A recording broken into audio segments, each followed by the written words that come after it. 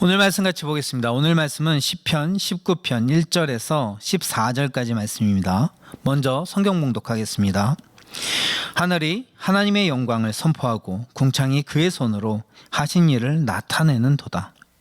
날은 날에게 말하고 밤은 밤에게 지식을 전하니 언어도 없고 말씀도 없으며 들리는 소리도 없으나 그의 소리가 온 땅에 통하고 그의 말씀이 세상 끝까지 이르도다. 하나님이 해를 위하여 하늘에 장막을 베푸셨도다. 해는 그의 신방에서 나오는 신랑과 같고 그의 길을 달리기 기뻐하는 장사 같아서 하늘 이 끝에서 나와서 하늘 저 끝까지 운행하며 그의 열기에서 피할 자가 없도다. 여호와의 율법은 완전하여 영혼을 소성시키며 여호와의 증거는 확실하여 우둔한 자를 지혜롭게 하며 여호와의 교훈은 정직하여 마음을 기쁘게 하고 여호와의 계명은 순결하여 눈을 밝게 하시도다. 여호와를 경외하는 도는 정결하여 영혼까지 이르고 여호와의 법도 진실하여 다 의로우니 금 곧 많은 순금보다 더 사모할 것이며 꿀과 송이꿀보다 더 달도다. 또 주의 종이 이것으로 경고를 받고 이것을 지킴으로 상이 크나이다. 자기 허물을 능히 깨달을 자 누구리요? 나를 숨은 허물에서 벗어나게 하소서. 또 주의 종에게 고의로 죄를 짓지 말게 하사 그 죄가 나를 주장하지 못하게 하소서. 그리하면 내가 정직하여 큰 죄가에서 벗어나겠나이다. 나의 반석이시오 나의 구속자이신 여호와여, 내 입의 말과 마음의 묵상이 주님 앞에 연락되기를 원하나이다. 아멘. 네, 오늘 말씀의 제목은 말씀의 유익이라는 제목의 말씀입니다. 오늘 말씀은 다윗의 시입니다. 다윗은 오늘 이 시편 19편의 말씀을 통해서 이 세상 가운데 하나님을 증거하고 하나님의 영광을 나타낸 것을 이야기하고 있습니다.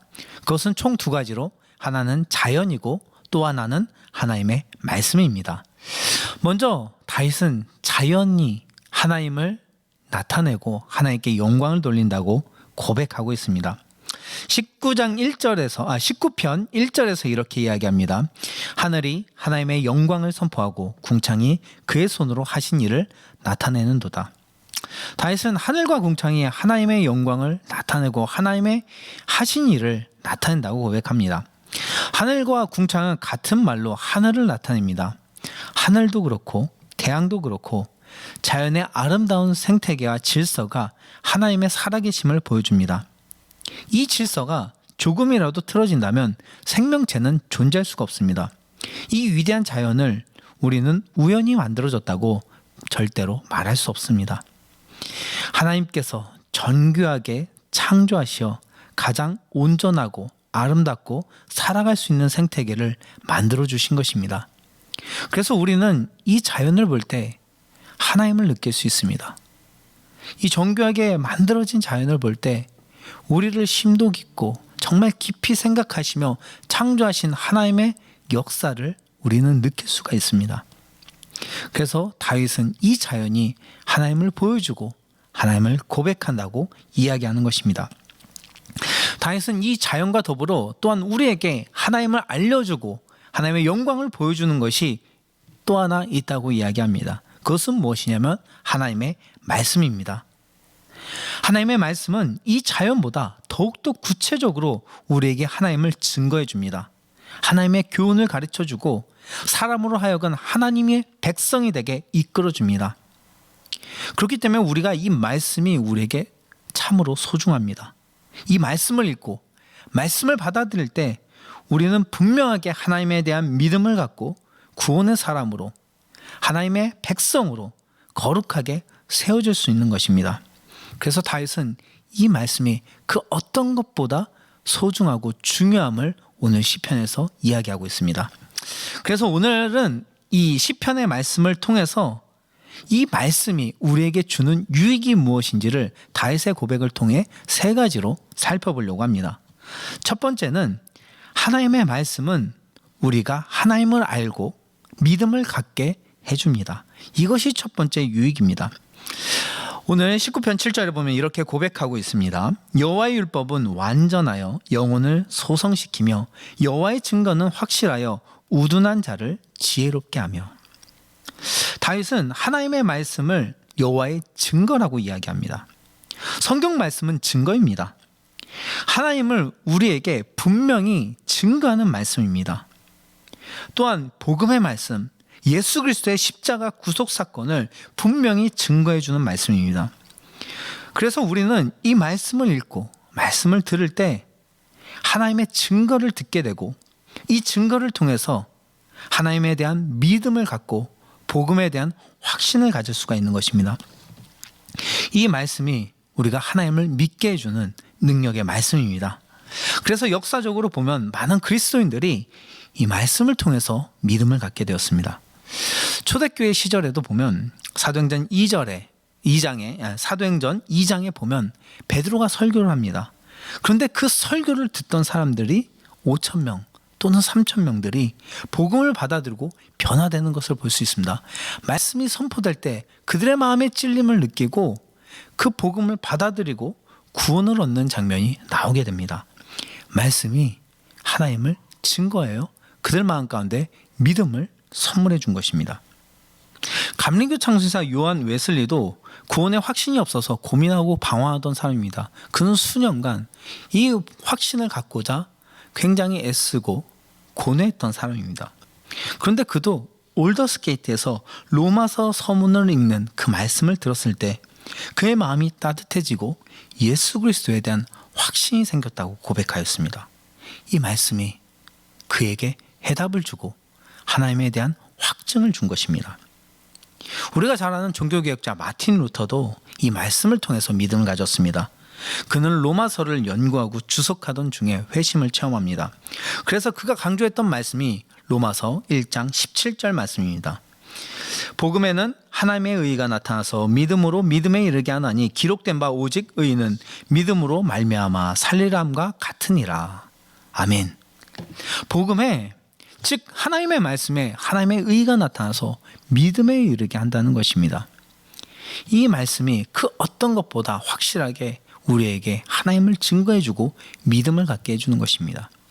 그래서 이 말씀을 읽을 때, 이 말씀을 들을 때 우리는 하나님을 알고 하나님에 대한 견고한 믿음을 갖고 구원에 이르는 사람이 될 수 있는 것입니다. 그래서 로마서 10장 17절에도 이렇게 고백합니다. 그러므로 믿음은 들음에서 나며 들음은 그리스도의 말씀으로 말미암느니라.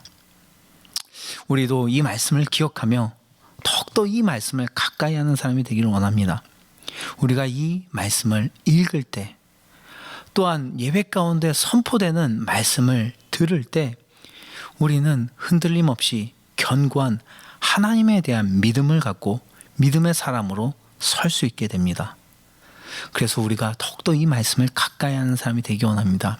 우리가 이 말씀을 읽읍시다. 우리에게 주어진 이 말씀을 읽고 묵상하며 하나님의 뜻을 헤아리는 그 믿음의 사람으로 세워져 갑시다. 이 말씀을 읽고 우리가 가까이 할 때 우리의 믿음이 더욱더 견고해질 수 있습니다. 또한 이 말씀을 듣는 이 예배의 자리를 소중히 여기고 이 예배의 자리에 더욱더 열심으로 참여합시다. 예배가 무엇보다 하나님을 만나는 자리이며 하나님의 말씀을 성령을 통해서 더욱더 분명하게 들을 수 있는 은혜의 자리입니다. 예배에 나오고 설교에 귀를 기울일 때 우리의 귀가 열리고 우리의 마음이 열리고 하나님에 대한 확신을 갖게 됩니다. 우리가 이 말씀을 가까이 합시다. 말씀을 읽고 말씀을 듣는 예배의 자리에 나옵시다. 이렇게 주님의 말씀으로 나올 때 우리 안에 더욱더 흔들리지 않는 하나님에 대한 견고한 믿음이 자라나게 될 줄 믿습니다. 둘째로 말씀의 유익은 말씀은 허물을 깨우쳐주고 죄에서 돌이키게 해준다는 것입니다. 8절 말씀에 보면 다윗은 이렇게 고백하고 있습니다. 여호와의 교훈은 정직하여 마음을 기쁘게 하고 여호와의 계명은 순결하여 눈을 밝게 하시도다. 하나님의 말씀이 내 눈을 밝게 한다는 것입니다. 눈을 밝게 해서 내 죄와 허물을 깨닫게 해주며 의의 길로 나아갈 수 있도록 마음을 고치시고 인도해 주는 것입니다. 다윗도 12절에 이렇게 고백하고 있습니다. 자기 허물을 능히 깨달을 자 누구리요? 나를 숨은 허물에서 벗어나게 하소서. 자기 스스로 자신의 허물을 깨닫는 것은 잘 되지 않습니다. 자신의 허물을 깨닫고 돌아서는 것은 우리 인생에 있어서 가장 필요한 지혜입니다. 그런데 하나님의 말씀이 우리의 허물을 깨우쳐 주는 것입니다. 내 죄, 하나님 말씀에서 벗어났던 나의 악한 모습과 생각, 죄악들을 깨우쳐 주시고 이 죄에서 돌이켜 생명의 말씀으로 나아갈 수 있도록 인도해 주는 말씀이 된다는 것입니다. 그래서 히브리서 4장 12절에는 이렇게 이야기하고 있습니다.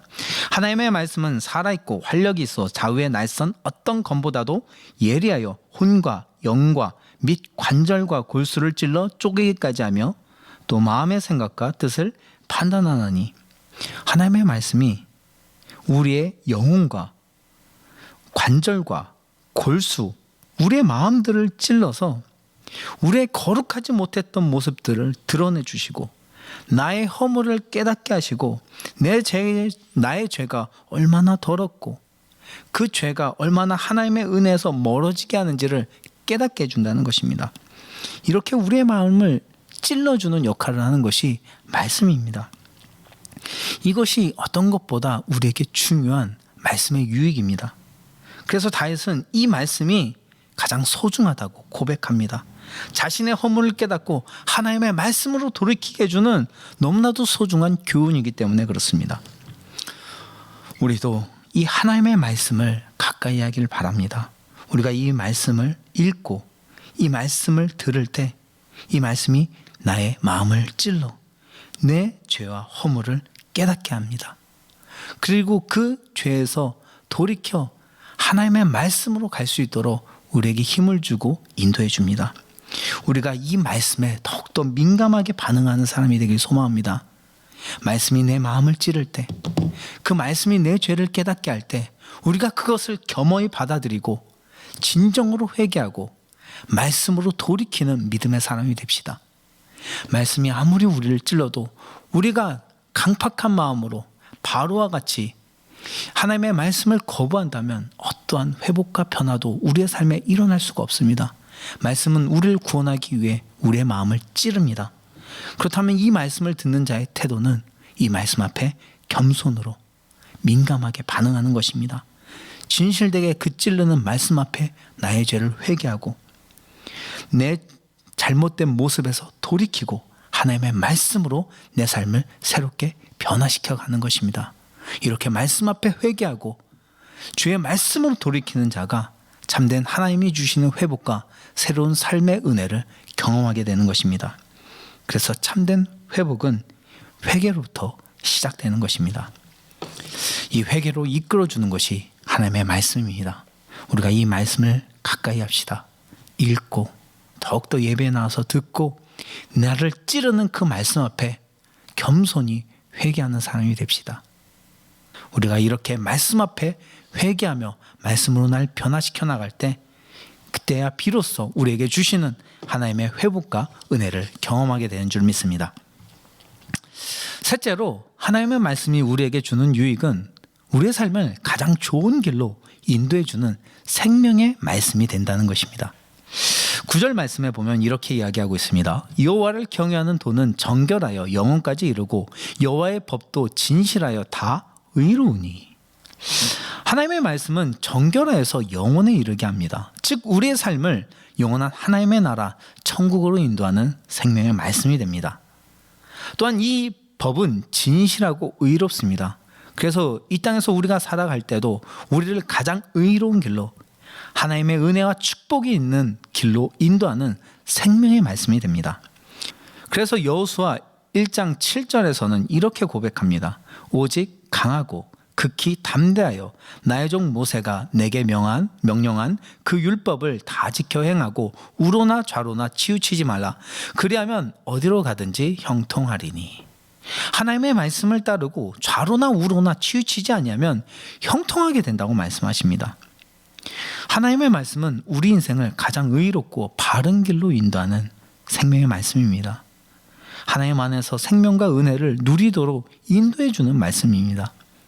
그래서 우리가 내 욕심과 내 정욕을 따르지 않고 세상의 잘못된 교훈을 따르지 않고 좌로나 우로나 치우치지 않고 하나님의 말씀을 따르며 그 말씀에 순종하며 살아간다면 우리의 삶은 하나님이 인도하시고 하나님이 견고하게 세우는 인생이 되는 것입니다.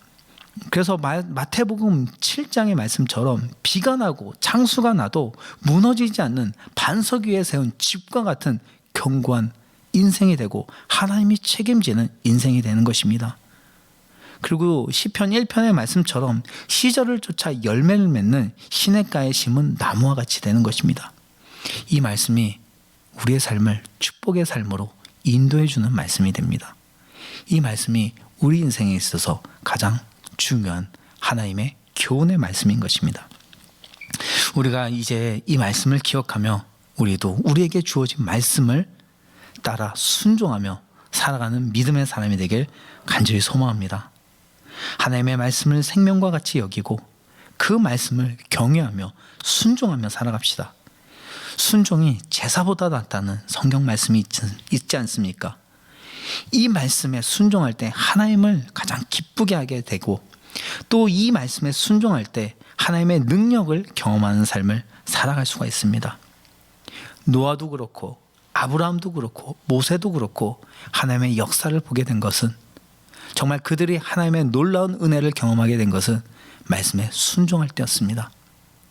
우리에게 주는 생명의 말씀은 우리에게 소망을 주기 위해서 주신 약속의 말씀입니다. 우리가 이 말씀을 붙들고 때론 이해가 되지 않아도 때론 어렵고 힘들어도 견고히 하나님의 말씀 앞에 순종하며 신실하게 주님의 말씀을 따라 살아간다면 결국 우리 삶에 하나님이 계획한 소망이 이루어지는 귀한 은혜의 삶이 열리게 되는 것입니다. 우리가 이 말씀을 기억하며 내 삶을 하나님의 말씀에 맞춰서 순종하며 살아가는 사람이 됩시다. 한 걸음 한 걸음 주님이 기뻐하신 대로 살아가는 믿음의 사람이 됩시다. 순종할 때 내 삶에 하나님의 놀라운 역사가 이루어지는 줄 믿습니다. 오늘 말씀을 정리합니다. 다윗은 하나님의 말씀이 우리에게 큰 유익을 주고 하나님을 알려주고 우리에게 귀한 은혜를 준다고 말씀하고 있습니다. 그 말씀은 우리가 하나님을 알고 믿을 수 있는 확실한 믿음을 줍니다. 또한 그 말씀은 우리가 죄를 깨닫고 하나님의 말씀으로 돌이킬 수 있도록 우리의 마음을 감찰해 주십니다. 또한 그 말씀은 우리가 하나님의 축복을 경험하는 삶이 되도록 가장 좋은 길로 인도해 줍니다. 그래서 다윗은 오늘 말씀 10절에서 그 말씀이 금, 곧 많은 순금보다 더 사모할 것이며 꿀과 송이꿀보다 더 달도다라고 고백합니다. 우리도 다윗과 같이 이 말씀을 사모하며 이 말씀을 열심으로 읽고 듣고 순종함으로 하나님의 은혜를 경험하는 귀한 은혜의 삶을 살기를 간절히 소망합니다. 우리도 이 말씀을 금보다 더 귀하게 여기고 꿀보다 더 달콤하게 여기며 붙잡고 순종하며 살아갑시다. 하나님께서 이 말씀을 통해 우리의 삶의 귀한 역사를 이루어 주실 줄 믿습니다. 함께 기도하겠습니다. 하나님 아버지, 오늘도 이 귀한 말씀을 통해 하나님이 주시는 말씀의 유익을 깨닫게 하시니 감사합니다. 이 말씀은 우리에게 온전한 믿음, 견고한 믿음을 갖게 해주며 이 말씀은 우리의 죄를 깨닫고 돌이키게 해주며 이 말씀은 우리가 생명의 길로 나아갈 수 있도록 우리 인생을 인도해 줍니다. 우리가 좌로나 우로나 치우치지 않고 이 말씀 앞에 살아가게 하여 주시옵소서. 말씀을 듣고 말씀에 순종하며 말씀 앞에 겸허히 회개하며 하나님이 기뻐하신 뜻대로 이 말씀으로 우리의 삶을 변화시키며 살아가게 하여 주시옵소서. 우리가 그렇게 순종하지 못했던 모습이 있다면 아버지 용서하여 주시고 이제는 거룩하게 이 말씀으로 변화되는 인생이 되게 하여 주시옵소서. 우리가 이렇게 말씀을 붙들고 살아갈 때 우리 삶에 하나님의 역사가 이루어지는 줄 믿습니다. 다윗과 같이 온전한 말씀의 사람이 되게 인도하여 주시옵소서.